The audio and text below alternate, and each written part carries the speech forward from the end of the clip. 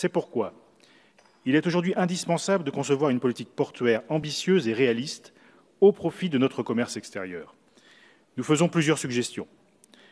L'État doit développer une véritable stratégie portuaire nationale dont la dimension terrestre doit être le pivot. Il est en effet essentiel et urgent d'améliorer la desserte des infrastructures portuaires qui, par sa faiblesse, leur fait perdre aujourd'hui un grand nombre de clients potentiels. Il faut également que les pouvoirs publics garantissent une équité dans la réglementation imposée aux ports par rapport à leur équivalent européen et simplifient l'ensemble de l'environnement législatif et réglementaire qui les pénalise et les ralentit dans leurs projets d'investissement.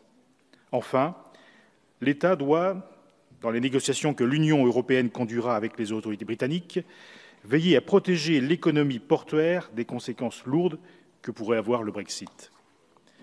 Les ports français, pour leur part, doivent veiller à se coordonner les uns avec les autres et mettre fin à la logique de concurrence qui prévaut entre eux, afin de laisser place à une logique de complémentarité. Ils peuvent également déployer des initiatives pour pallier les lacunes des réseaux de transport au travers d'opérateurs ferroviaires portuaires. C'est enfin à eux qu'il revient de poursuivre et d'accélérer la transition numérique et écologique pour développer des systèmes de transmission de données ou des ports à énergie positive. Ils ont toutefois besoin, pour l'ensemble de ces actions, du soutien des pouvoirs publics. À ces conditions, la valeur ajoutée produite par l'économie maritime française pourra effectivement doubler à l'horizon 2030, comme l'OCDE l'annonce pour l'économie maritime mondiale.